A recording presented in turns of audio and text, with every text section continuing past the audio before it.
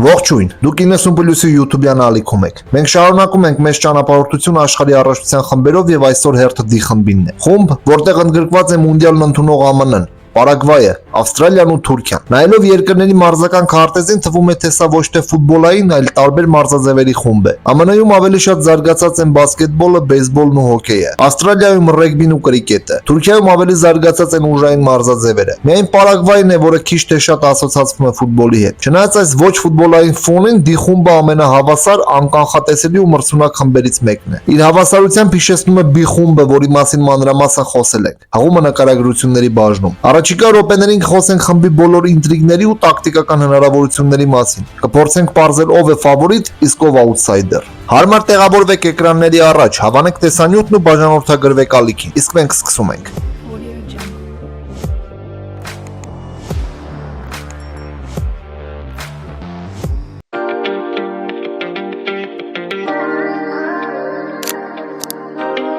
Ամերիկացիները մունդիալին մոտենում են իրենց պատմության լավագույն մարզավիճակում, կարող են հպարտանալ մրցունակ լինելու թիմային խաղի ու փորձառու մեթոդների համար։ Չնայած Մաուրիսիո Պոչետինոն մեկ ամիս առաջ կանգնեց խնդրի առաջ։ Միացյալ Նահանգները մարտ ամսվա միջազգային դադարի ժամանակ ընկերական խաղում պարտվեց Պորտուգալիային ու Բելգիային։ Կարմիր սատանաների հետ խաղից հետո Պոչետինոն ասաց. «Սա լավ հնարավորություն է ճշմարտության առջև կանգնել։ Չեմ ուզում սխալ պատկերացում կազմեք, բայց եթե ուզում եք հաղթել, եթե ուզում եք խմբից դուրս գալ, հաղթել Պարագվային, դուք կարծում եք նրանց դեմ խաղը հեշտ է լինելու։ Կարծում եմ պետք է մարզավիճակ ունենալու համար մրցակցային խաղեր անցկացնենք ու մունդիալում լավ հանդես գանք»։ Ամերիկացիներն անցյալ ամառ հասան կոնկակաֆի ոսկե գավաթի եզրափակիչ ու պարտվեցին մեքսիկացիներին։ 2023-ին հասան մինչև կիսաեզրափակիչ Գրեգ Բերհալտերի գլխավորությամբ։ Մասնագետի անունն առատավորվել է սկանդալային պատմությունից հետո։ Կատարի մունդիալից հետո 49-ամյա մասնագետին սկսեցին մեղադրել ընտանեկան բռնության մեջ։ Պարզվեց, որ 1991-ին նա վիճել ու հարվածել է մի աղջկա, ով հետո դարձել է իր կինը։ Այստեղ ոչ թե վաղեմությունն է հետաքրքիր, այլ այն, թե ինչպես է բացահայտվել։ Վերջին մունդիալի ժամանակ Բերհալտերը գրեթե խաղաժամանակ չէր տալիս Ջովանի Ռեյնային։ Հետո մարզիչը հրապարակային ասաց, որ չի արդարացրել սպասելիքները թե խաղադաշտում, թե խաղադաշտից դուրս։ Լուրը, որը Ռեյնայի կարիերան կասեցվել է հավաքականում, իմացել է նրա մայրը Դանիելան։ Իրավիճակը պարզաբանելու համար նա դիմեց ԱՄՆ ֆուտբոլի ֆեդերացիայի նախագահ Էրնի Ստյուարտին, քանի որ մոտ ընկերներ են։ Խոսակցության ժամանակ Դանիելան հիշեց 90-ականների պատմությունը։ Կմտածեք, թե որտեղից գիտեր այդ սկանդալի մասին։ Այդ ժամանակ Ռոզալինդը, Գրեգի ապակա կինն ու Դանիելան ընկերուհիներ էին։ 2002-ի մունդիալը, երբ ամերիկացիները հասան քառորդ եզրափակիչ, հավաքականի հերոսներից էին Գրեգ Բերհալտերը, Էրնի Ստյուարտն ու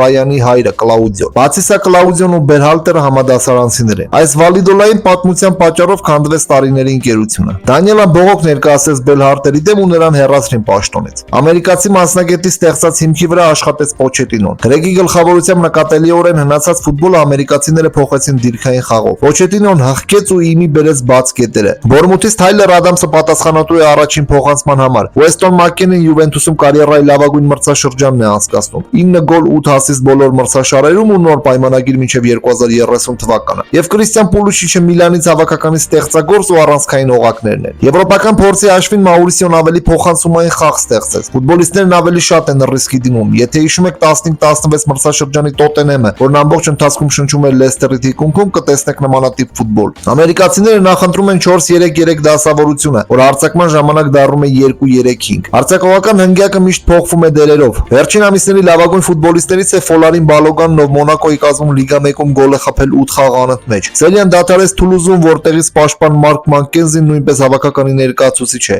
Մալիկ Տիլմանը եւս մեկ առանցքային ֆուտբոլիստ է։ Նախորդ ամառ Բայերը նրա համար վճարեց 35 միլիոն որպես Ֆլորիան Վիրտսի փոխարինող։ Անցյալ տարվա ոսկե գավաթում Տիլմանը թիմի լավագույններից էր։ 25-ամյա Քրիս Ռիչարդսը Քրիստալ Փելեսից պաշտպանության գլխավոր ֆուտբոլիստներից է։ Կողքին գործում է Թիմ Ռիմը, Ֆուլհեմի նախկին ֆուտբոլիստը, հիմա խաղում է Շարլոտ ակումբում։ Դարպասում պատկերն այլ է։ Մեթ Թերները երկար տարիներ եղել է առաջին համարը, սակայն չկարողացավ ամրապնդվել ԱՊԼ-ում ու հիմա խաղում է MLS-ի New England Revolution-ում։ 2025-ի կոնկակաֆի ժամանակ Պոչետինոն վստահեց երիտասարդ Մեթ Ֆրիզին ու հիմնական կազմի գլխավոր թեկնածուն հենց Ֆրիզն է։ Հավաքականի բոլոր դարպասապանները ներքին առաջնությունից են։ Սա ամերիկացիների պատմության ամենաեվրոպական կազմն է։ Տնային մունդիալում խմբից դուրս գալու ու փլեյօֆում առաջ գնալու շանսերն իրատեսական են։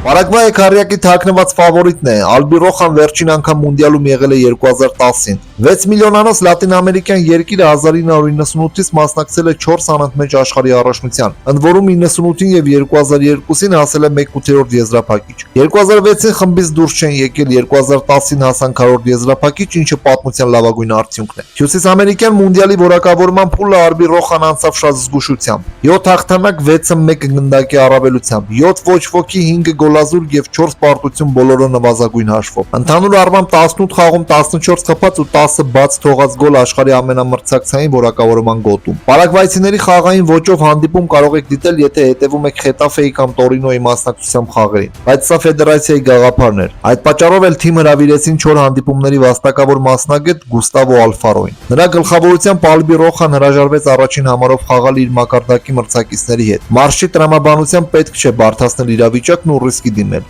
Ալֆարոն շեշտը դրեց միջին բլոկի վրա եւ ուժեղացրեց եզրերը։ Պարագվայցիներն այս խաղային ոճն ընկալեցին ամբողջությամբ։ Թիմը հազվադեպ է փլուզվում, գրեթե թույլ չի տալիս դիրքային ձախողումներ եւ առանց հատուկ անհրաժեշտության չի բացվում։ Գուստավո նմանատիպ փորձ ունի։ 4 տարի առաջ լատինամերիկյան դժոխային որակավորման փուլում Էկվադորի հետ նվաճեց աշխարհի առաջնության ուղեգիր, բայց վաստակած 4 միավորով չկարողացավ հաղթահարել խմբային փուլը։ Պարագվայի հարձակման գծի խաղը հիմնված է բավականին պարզ ու մրցակիցների համար կարդացվող լուծումներով։ Անցում, փոխանցում եզր, հետո տուգանային հրապարակ։ Թիմի պաշտպանության գծի առաջատարն ու ավագը Գուստավո Գոմեսն է, ով եղել է Միլանի կազմում, իսկ հիմա խաղում է Պալմերիասում։ Գոմեսին դժվար է անպակողմնորոշել կամ շրջանցել արագությամբ, կարդում է մրցակցի հաջորդ քայլը։ Նրա կողքին Օմար Այլդերետեն է Սանդերլենդից, անցած ամառ Խետաֆեից տեղափոխվել է ԱՊԼ։ Եզրերում գործում են Խունյոր Ալոնսոն Ատլետիկո Մինեյրոից ու Խուան Կասերեսը Մոսկվայի Դինամոից։ Հենակետային գոտու սև աշխատանքը կատարում է փորձառու Մատիաս Վիլյասանտին։ Ալֆարոն շեշտը դրել է փակ ֆուտբոլի վրա, սա կարևորում է թիկունքում հասուն ու ամուր խաղ։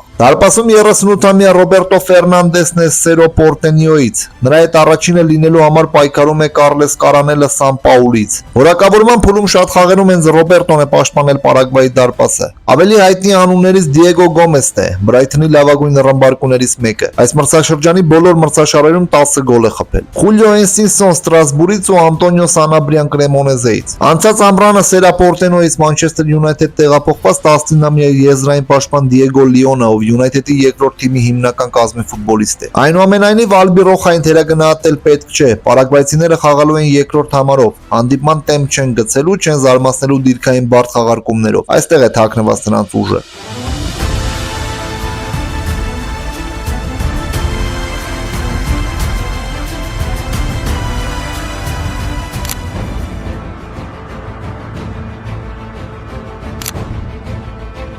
Երկուհազարականներին ավստրալացիները որոշում կայացրին հեռանալ Օվկիանիայից ու միացան Ասիական կոնֆեդերացիային։ Ասիայում ավստրալացիների նպատակը խաղային պրակտիկա ունենալն էր համեմատաբար ուժեղ մրցակիցների հետ։ 2006-ից Սոկերուզը մասնակցել է բոլոր մունդիալներին, խմբային փուլին որակավորվել են նաև 1974-ին։ 21-րդ դարում մասնակցած 5 մունդիալներից 2-ում հաղթարել է խմբային փուլն ու 1/8 եզրափակչում պարտվել ապագա չեմպիոններին։ 2006-ին Իտալիա, 22-ին Արգենտինա։ 2024-ին գլխավոր մարզիչ Գրեմ Արնոլդին փոխարինեց խորվաթական արմատներով ավստրալացի մասնագետ Թոնի Պոպովիչը։ Մունդիալի որակավորման փուլը ավստրալացիների համար մեկնարկեց երկրորդ ցիկլում 6 խաղ, 6-4 հաղթանակ ու 22 խփած գոլ։ Երրորդ փուլում պատկերը փոխվեց, բարդություններ առաջացան գրեթե բոլոր մրցակիցների հետ։ Տանը գոլազուրկ ոչ ոքի Սաուդյան Արաբիայի, արտագնա ոչ ոքի Ճապոնիայի ու Ինդոնեզիայի հետ։ Սոկերուսի միակ պարտությունը եղավ առաջին տուրում խմբի հետնապա Բահրեյնից տանը նվազագույն հաշվով։ Դիմակայության պատասխան խաղն ավելի գոլառատ էր 2-2, ընդ որում ավստրալացիներն ավելացված 6-րդ րոպեին կարողացան հավասարեցնել հաշիվը։ Հետո Պոպովիչի սաները տանը նվազագույն հաշվով հաղթեցին ճապոնացիներին, դրսում Սաուդյան Արաբիային 2-1։ Սա ուղեղ պարգևեց Սոկերուսին։ Ինչ վերաբերում է ավստրալացիների խաղավոճին, Արնոլդի գլխավորությամբ ճկունության պակաս չի ունեցել։ Երկար ժամանակ խաղում էին 4-2-3-1 դասավորությամբ։ Հենակետայիններն ապահովագրում էին միմյանց, հարձակման ժամանակ գրոհում էին 4 ֆուտբոլիստով։ Ավելի խիտ խաղի ժամանակ տակտիկան փոխվում էր դասական 4-4-2-ի։ Հարձակողական ոճի կիսապաշտպաններից մեկը իջնում էր ներքև։ Հաշվի վրա խաղալու ժամանակ Արնոլդն ուժեղացնում էր պաշտպանությունն ու եզրերը, ստեղծելով 5-4-1 դիրքային պաշտպանություն։ Պոպովիչի գալուց հետո սկսեցին խաղալ 3-4-2-1 սխեմայով։ Հարձակման ժամանակ վինգերները միանում են առջևի գծին։ Ավստրալացիները հավաքված ու կարգապահ են խաղում։ Հավաքականի կարևոր դերակատարները եվրոպական թոփ լիգաների փորձ ունեն։ Դարպասում թիմի ավագ 34-ամյա Մեթյու Ռայանն է Լևանտեից։ Կենտրոնական պաշտպաններից ոչ ոք Ավստրալիայում չի ծնվել։ Իտալացի Ալեսանդրո Չեկարտին խաղում է Պարմայում սերբ Միլոշ Դեգենեկը Ապոելում, շոտլանդացի Կեմերոն Բերջեսը Սուոնսից, Ավստրալիայի տեղափոխվել 11 տարեկանում։ Լատերալի ձախ եզրում հակամարտություն է Ջորդան Բոսի ու 35-ամյա Ազիզ Բեհիչի միջև։ Բոսի 2025-ի ամռանը բելգիական Վեստերոլից տեղափոխվեց Ֆեյնորդ ու հիմնական կազմի ֆուտբոլիստ է։ Բեհիչը Մելբուրն Սիթիի ավագն ու անցած տարվա Ավստրալիայի լավագույն ֆուտբոլիստն է։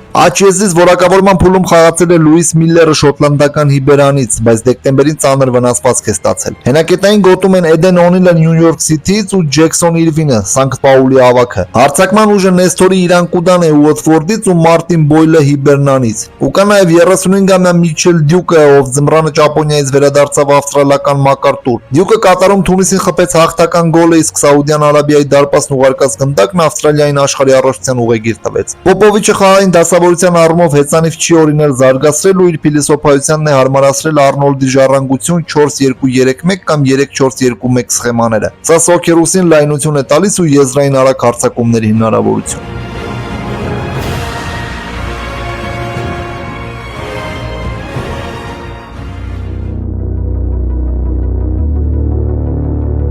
Մերի Դեմիրալ, Մերտ Մյուլդուր, Հական Չալանօղլու, Աթական Կարազոր, Քերեմ Ակթյուրքօղլու, Ջան Ուզուն, Բարış Yılmaz, Kenan Yıldız, Arda Güler։ Ունենալով այսպիսի ֆուտբոլիստներ, Թուրքիան այս քառյակի ֆավորիտն ու ամերիկյան մունդիալի ամենաերկար պահեստայիններին նստարան ունեցող թիմն է։ Նմանատիպ կազմ թուրքերն ունեցել են Եվրո 2008-ին, երբ դարձան բրոնզե մեդալակիր։ Աշխարհի առաջնությանն առաջին անգամ մասնակցել են 1954-ին։ 2002-ին հասան կիսաեզրափակիչ ու տուն տարան մունդիալի բրոնզը։ Թիմը ընդունակ է անակնկալ մատուցել յուրաքանչյուր թոփ հավաքականի։ Որակավորման փուլում ուղիղ ուղեգրի համար պայքարում էին Իսպանիայի հետ, որին տանը պարտվեցին 0-6, իսկ մնացած մրցակիցների հետ խնդիրներ չունեցան։ Անցումային փլեյօֆի կիսաեզրափակիչում հաղթեցին Ռումինիային, իսկ եզրափակիչում Ակթյուրքօղլուի գոլի շնորհիվ հաղթեցին Կոսովոյին ու որակավորվեցին հյուսիսամերիկյան մունդիալին։ 2023-ի սեպտեմբերին թիմը գլխավորեց Վինչենցո Մոնտելան։ Մինչև Մոնտելայի գալը թուրքերը խճճվում են տակտիկական սխեմաների ու գաղափարների մեջ։ Հիմա խաղում են դիրքային ֆուտբոլ, միշտ պլան B ունեն։ Հավաքականի հիմնական խաղային դասավորությունը 4-2-3-1-ն է, բայց երբ թուրքերը կարողանում են վերահսկել գնդակը, Մոնտելան խաղում է 4-3-3 սխեմայով։ Երբ փորձում են պահել հաշիվը, առանց փոփոխությունների վերադասավորվում են 4-4-2-ի։ Թուրքերի ուղեղը Հական Չալանօղլուն է Ինտերից։ Կիսապաշտպանի միջոցով է զարգանում գրեթե բոլոր գրողները։ Հականը ստանդարտների հիմնական խաղարկողն է։ Նրա կողքին գործում է Սահիլ Օժջանը Դորտմունդի Բորուսիայից,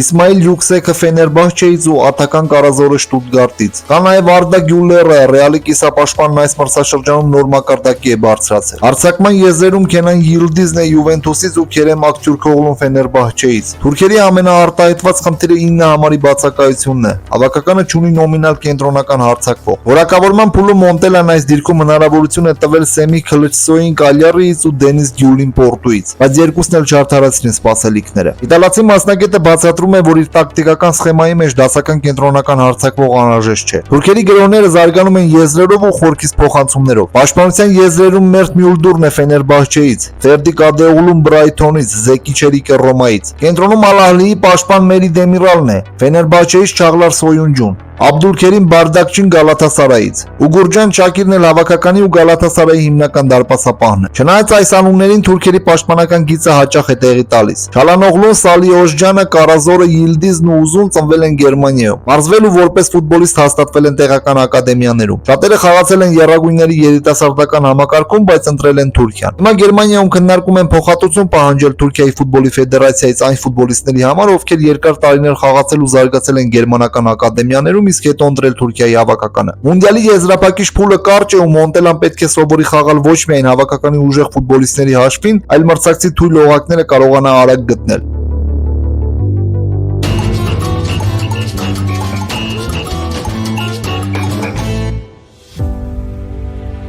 Սա մունդիալ 2026-ի D խումբներ, մեկնաբանություններում գրեք ինչ տեսք ունենա այս քառյակը, սպասեք ի խմբի մասին տեսանյութին։ Չմոռանաք հավանել տեսանյութն ու բաժանորդագրվել ալիքին, որպեսզի բաց չթողնեք թարմացումները։ Մնացեք խաղաղությամբ, կհանդիպենք։